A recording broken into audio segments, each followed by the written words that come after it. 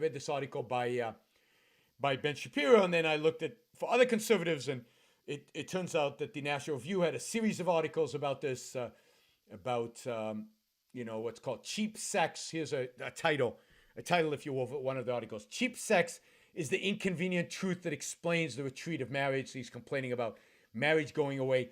And then there's another one. It's past time to rethink modern sexual morality, because modern sexual morality is leading to this horrible behavior in the workforce of treating women the way we treat women in the workforce. And I think it's exactly the opposite. I think the sexual revolution has led to a dramatic decline in violence towards women, in sexual harassment, and so on. I think that if you look back at history, you will find that 100 years ago, in many cultures, including in the West, women were treated to some extent as property, not fully rational. They couldn't vote. They couldn't completely take care of themselves. They often needed a male to sign on to stuff, contracts and bank accounts and things like that. Certainly that was true 200 years ago. And if you view women as property in some way, or as not children, but as lesser human beings, which has been the traditional view of women going back to the Greeks, then rape and sexual misconduct and sexual aggression towards them is bound to be far, far more prevalent than it is today, when for the most part we try, and many of us, I think, do treat women as rational, fully capable human beings, right? Now, it's getting warm in here because talking about sex, so I'm taking off my jacket. Now, if you look at rape statistics, which Steven Pinker has done in his wonderful book, Better Angels of Our Nature, which was published a few years ago, and I recommend everybody read at least the first half of the book. Where he presents statistics, he presents very strong statistics to suggest that levels of rape far, far lower than what they used to be in the past. Far, far lower than what they were in the past. But in addition to rape, he talks about, force against women. So beating your wife. That beating your wife 50 years ago was considered, well, that's what you did. You had to discipline her. That's just what you did. And certainly 100 years ago, that was the view. In many cultures, it was not considered a crime. In many cultures to this day, unfortunately, it's not considered a crime to beat your wife. Wife beating was a lot more prevalent 100 years ago than it is today. So in many respects, violence against women is probably at the lowest point in human history in Western civilizations.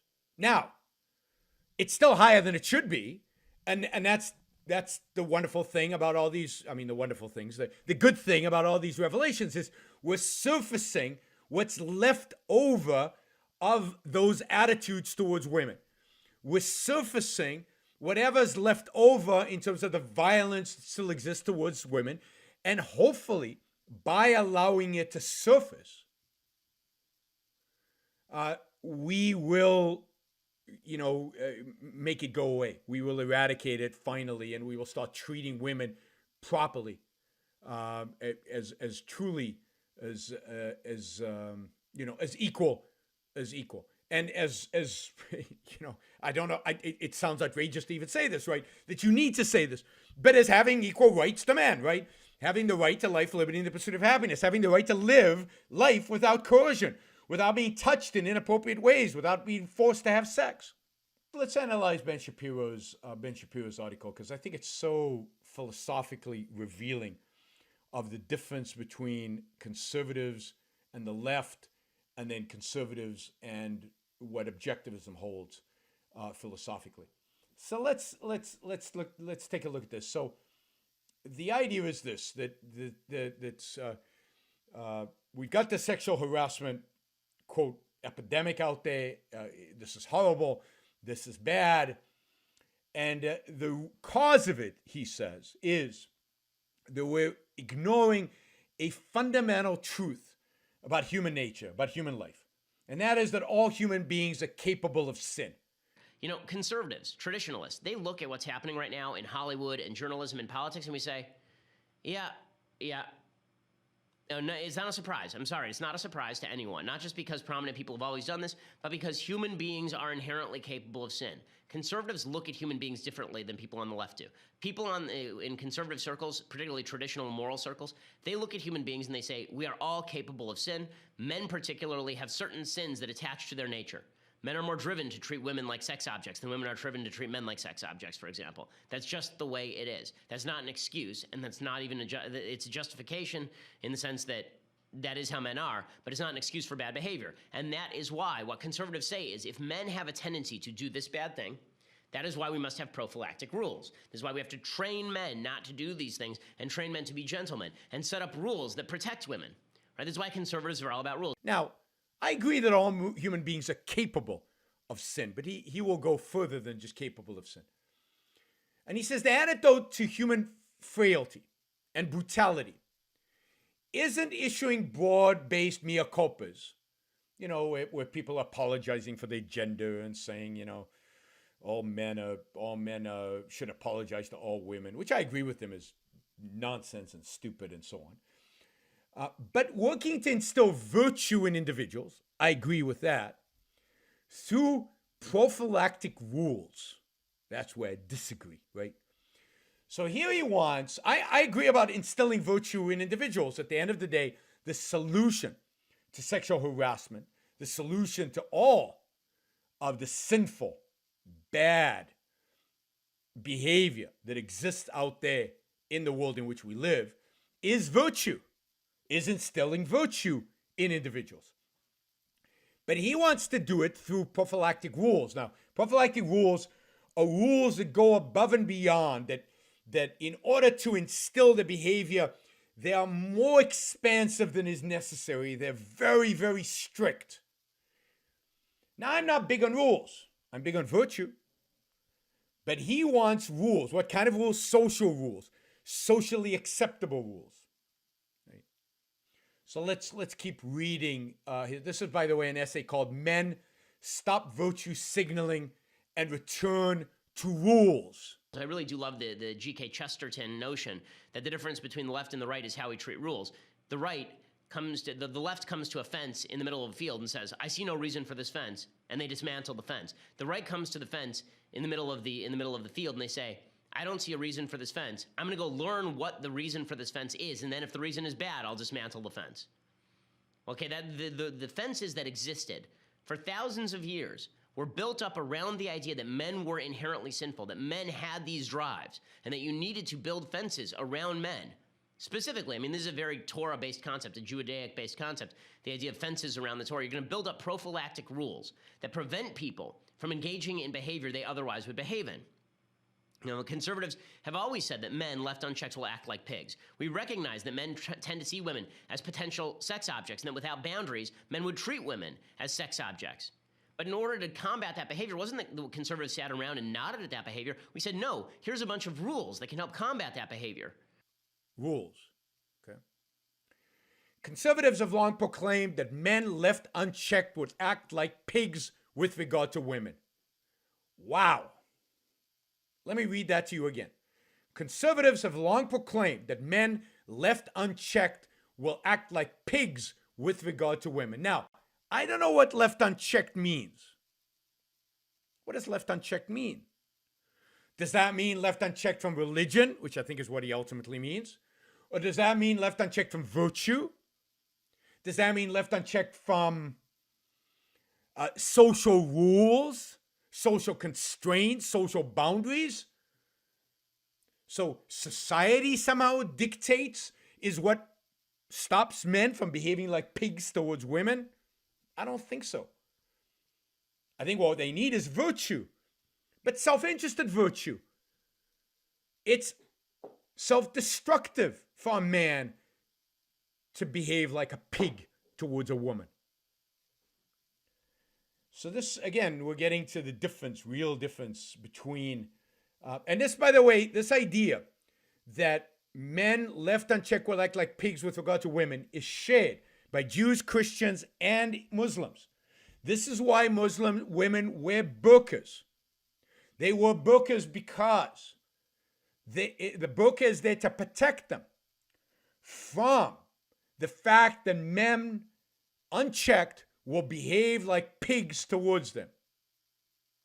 Pig here means aggressive, will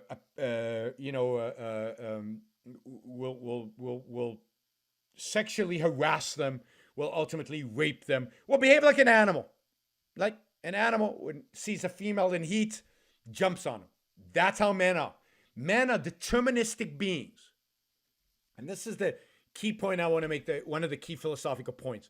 The assumption behind conservatism is that we are deterministic beings, that we are determined by our animalistic instincts, by original sin, if you will, by an animalistic nature, and that we must have religion or social boundaries, social norms imposed on us by society in order to restrain our animalistic instincts. Not reason, not rationality, but boundaries placed on us by authorities, whether they're religious authorities or social authorities. That's what Ben Shapiro is arguing. We are basically animalistic in our essence, right? We have recognized, he continues, that men tend to see women as potential sex objects, and without social boundaries will treat women that way. Really? I have never thought of women as, well, I mean, even if I've thought of women as potential sex, I've never thought of them as objects, partners. I don't treat them that way, and I'm not restrained by social boundaries to the extent that I don't treat them in the way that Ben Shapiro doesn't think I shouldn't treat them. It's because I respect them as human beings that I don't do that. It's because I respect them as rational animals, just as I respect myself as a rational animal, that I don't do it. It's not because of social norms or boundaries created by society or religion that I don't treat women as objects. And it's not ingrained, it's not determined in my DNA that I should. But that's exactly what conservatives believe, unfortunately. They believe that we are deterministic beings. And here they share completely 100% their view with the left. They just believe they're determined in different ways by different things. And this is why I'm not a conservative and I'm not a liberal. I believe in free will. I believe in reason. I believe in people using their reason, using their mind to guide their behavior, making choices about what is rationally in their long-term self-interest to guide their behavior. And if they do that, they don't treat women as objects. That's self-destructive and it's anti-reason. All right, he goes on. All right, so conservatives have advocated for certain rules and a certain educational framework built up over the course of centuries. So here is the other appeal. The conservatives appeal to three things typically. Faith, which Ben Shapiro is careful not to appeal to here because Judaism and Christianity might not necessarily have the same exact way of dealing with these things. So, he doesn't want to alienate his secular supporters. Faith, society, and tradition. No reason. No argument from rationality. Faith, society, and tradition. And typically, how do we know what society wants? Based on tradition. So built up over the course of centuries, this is the tradition. Some of these rules include. Here's some of the rules, right? Social expectation that sex would be connected with marriage. That you would actually have to commit to a woman in order to have sex with her. This is a very conservative notion. Why was it constructed? To protect women. To protect women. So you didn't have men going around and victimizing women sexually. The idea was that women would not be expected to have sex with men unless it was in the confines of a committed relationship, and men would not be able to have sex with women unless it was in the confines of a committed relationship. Marriage was set up to protect women. Okay, it was not a patriarchal institution for the betterment of men. Most men are not interested in commitment. That's part of human nature. Okay, it's part of male nature throughout species. Okay, encouragement of marriage prior to sexual activity. And this is something conservatives always said. get married before you have sex, right? This is how I was brought up. One of the reasons for that is that, you know what a marriage ceremony does? It provides objective measures of consent, right? That's what a marriage ceremony is. It is a man saying in front of an entire community, I am now going to protect this woman, and a woman saying in front of an entire community, I am now going to be protected by this man, and I consent to our sexual relationship. That is an inherent part of marriage. Okay, that sort of objective knowledge is good. Social expectation that sex would be connected with marriage, thus cementing the connection between sexual activity and commitment. Now, let me be clear. I'm going to, let me finish all of these and then I'll comment on all of them. Encouragement of marriage prior to sexual activity, thereby providing objective evidence for positive consent. So the only way to get positive consent from a woman for sex is to marry her and have witnesses testify that she said yes. Right? Having a conversation about sex with a woman and getting her consent to have sexual relationships, that's not good enough. You actually have to have witnesses who sign off on a marriage document. All right. Thereby providing objective evidence for positive consent from women before an entire community of witnesses. Now, also, the idea that we would have carefully cultivated rules of contact between men and women, right? Not with regard to the workplace, but in many religions, prescribed physical contact, right? There's something in Judaism called shomer negia. The idea is that you're not supposed to actually touch a woman even until you're married. You're not supposed to touch her. Now, most people, even I would say most young Jewish guys in the modern Orthodox community, don't hold by this. But the idea was you set up these prophylactic rules specifically so that you don't end up mistreating women. Right? There is a rule that is basically the Pence rule in Judaism. It's called yichud. And the idea is that you're not supposed to be alone in a room with a woman to whom you're not married with the door shut, specifically to minimize the possibility of sexual misconduct by a man. Right? All of these things were based not on the idea that men shouldn't control themselves, but based on the idea that a lot of men don't control themselves. And that's why we should have rules preventing men from getting into situations that put women at risk. Right? That was the idea here. Right? The left wants to hold two simultaneous ideas. Men are pigs, and men can be taught not to be pigs, and we can maintain rules that don't restrict men in any way. That's idiotic. Either men are pigs or men are not pigs. Or at least men have the capacity to be pigs. Conservatism were all about this idea that there were rules, that men could not be universally trusted not to sin against women. Carefully cultivated rules of conduct between men and women, including in many religions, when you can physically contact. Prescribed physical contact. In Judaism, for example, a married woman does not sit on the same sofa with you unless you're a husband. I'm talking about ultra-Orthodox. She will not shake your hand. She will always wear a scarf on her, covering her hair, and wear baggy clothing to hide her sexuality. That's the essence. Again, men are pigs. You cannot expose them to the beauty and sexuality of a woman, because if you do, then they are out of control. They're deterministic animals. Islam, Judaism, Christianity all believe in the same thing. Judaism and Islam have specific restrictions on how women dress in order to prevent this ugly behavior. Right? All right. Including in many religions prescribed physical contact expectations, then men will protect women in chivalrous fashion. And I'm all for men protecting women in chivalrous fashion. I'm all for that. That sounds good to me. And again, that probably makes a lot of sense for a variety of different reasons that are not prescribed by tradition or by society or by faith. Right?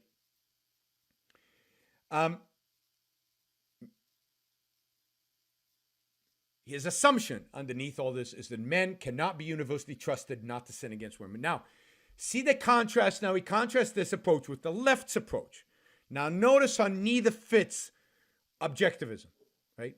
The left, in its refusal to acknowledge the inherent flaws in humanity. That's the problem with the left. The problem with the left is they don't think human beings are flawed. Really? So the choice I have is religion, tradition, the right, the things all human beings are flawed, not a capable of sin, but a sinful because they are flawed, and the left who thinks people are perfect. Really, that's not the left.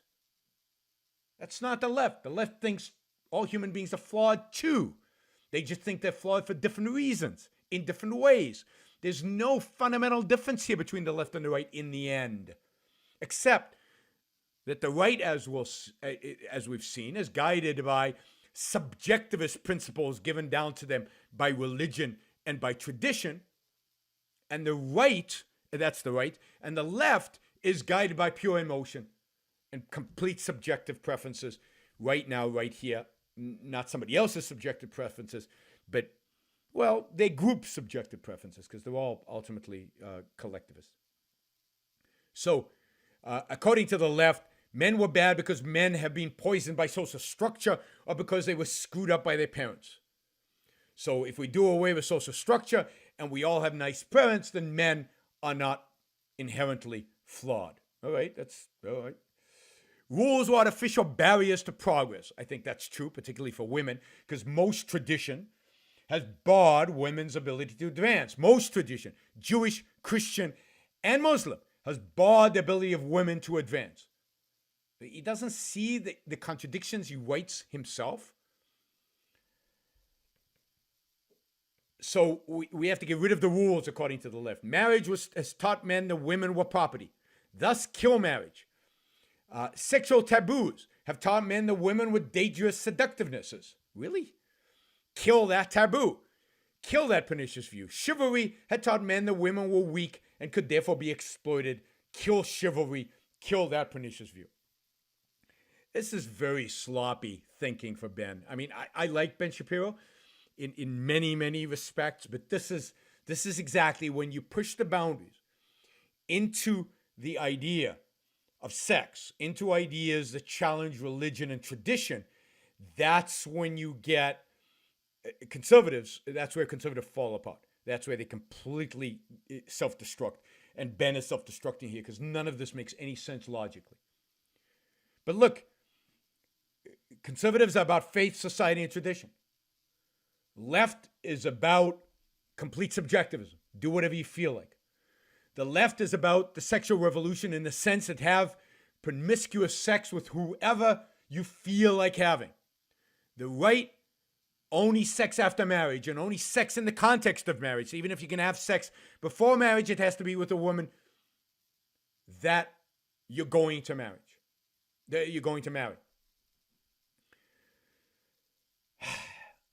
Objectivism is neither. They each take the split, spirit versus matter. The conservatives are all about the spirit, right? Sex is bodily function. Sex is dirty. Sex is dangerous. Sex, but you have to do it. It's one of those things you have no choice. You know, part of life, but part of the body, which we despise, we don't like. And we have to do it, so we want to build constraints around it. And therefore we want to constrain it to one relationship if we can over life.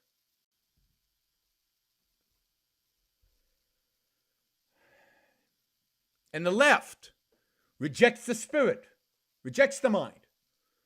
Yes, man is all about the body. Man is all about emotion. Man is all about pleasing his animalistic beings. Therefore, sex should be animalistic. It should be done in the mud of Woodstock.